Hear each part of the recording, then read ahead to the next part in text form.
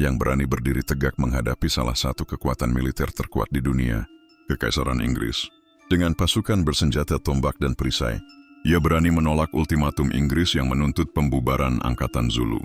Meskipun akhirnya kalah, keberanian Cetshwayo di Sandaluwana dikenang sebagai salah satu kemenangan terbesar bangsa pribumi atas kolonial Eropa. Ia menjadi simbol bahwa kekuatan lokal mampu mengguncang imperium besar. Dua penerus semangat Shaka Zulu, Cetshwayo menghidupkan kembali disiplin dan struktur militer yang dahulu dibangun oleh pamannya, Shaka. Ia memperbarui regu pasukan, mengatur strategi perang, dan memastikan bahwa Zululand tetap disegani di kawasan Afrika bagian selatan. Dengan demikian, ia menjaga agar warisan Shaka tidak lenyap di telan waktu.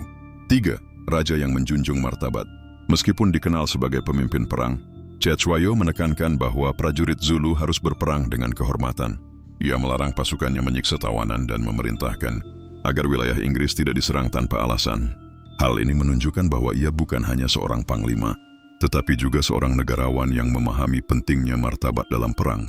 4. Inspirasi nasionalisme Afrika. Keberanian Cetshwayo melawan Inggris menjadi inspirasi bagi generasi berikutnya di Afrika. Di abad ke-20, ketika gelombang kemerdekaan menyapu benua, kisahnya kembali dihidupkan sebagai teladan bahwa bangsa Afrika memiliki sejarah panjang perlawanan, keberanian, dan kedaulatan. Kesimpulan, warisan Raja Cetshwayo bukan berupa istana atau harta, melainkan kehormatan, semangat perlawanan, dan martabat bangsa Zulu. Ia mungkin wafat dalam pengasingan, tetapi suaranya masih bergema di tanah Zululand.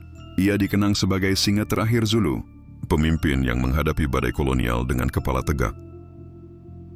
Aku belajar bahwa seorang raja harus tak bersabar seperti gunung, namun juga harus menghantam seperti badai, sebab musuh menunggu kelemahan dan rakyat menunggu keberanian.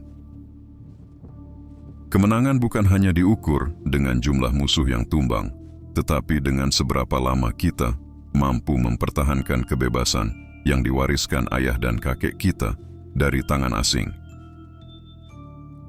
Setiap tombak Zulu tidak hanya sepotong besi, ia adalah perpanjangan dari jiwa para leluhur yang menolak ditundukkan, dan selama tombak itu masih terangkat, selama itu pula semangat bangsa ini hidup.